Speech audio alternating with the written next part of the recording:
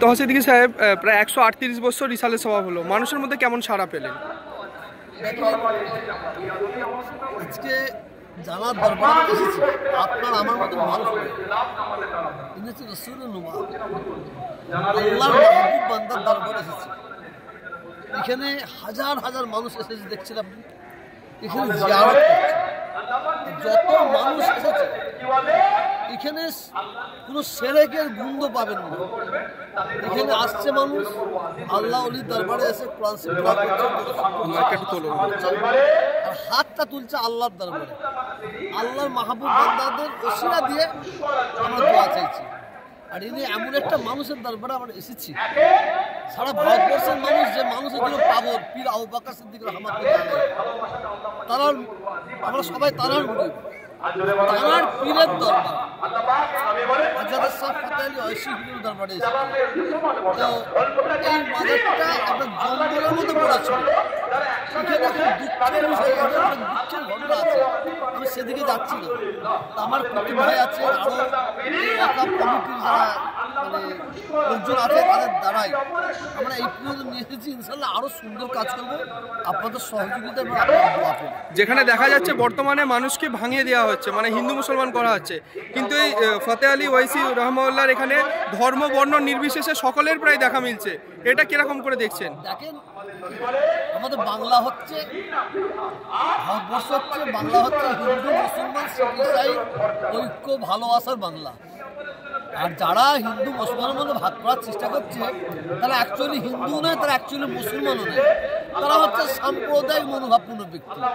ওদের কাজই হচ্ছে এইটাই, যতই হিন্দু মুসলমান আলাদা করার চিন্তাভাবনা করুক, কিন্তু আমাদের যে ভারতবর্ষে বিশেষ করে বাংলায় যে আমাদের প্রীতি ভালোবাসা হিন্দু মুসলমান ছিল, আছে, থাকবে।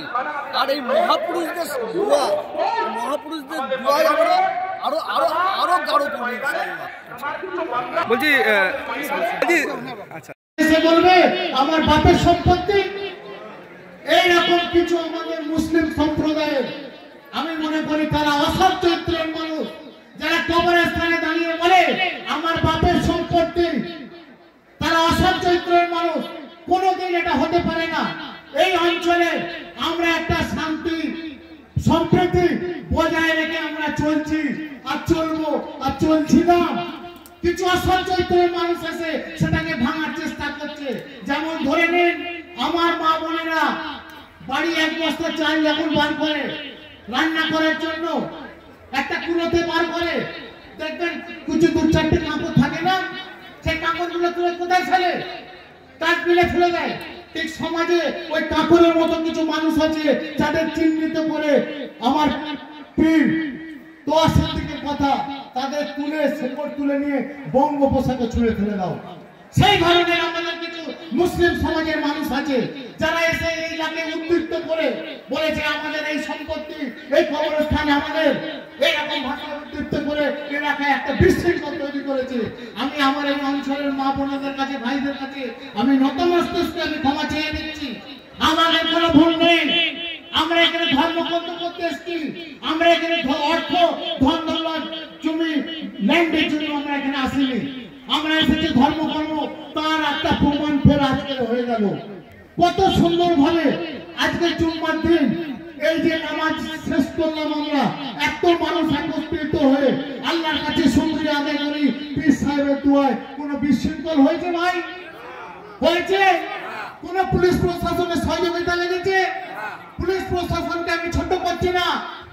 আমি একদিন দাঁড়িয়ে এই গেটে বলেছিলাম যে ভাই, এখানে যারা নামাজ পড়তে জিয়ারত করতে আসবে, যদি একজন মানুষকে মদের গন্ধ পান, কলার ধরে বার করে 3 বছর জেল করে দেবেন। আপনারা আমাদের সঙ্গে আছি। আমাদের ইসলাম ধর্মতে সব শেখায় না, আমাদের পেছনে একটি কাজ হয় না।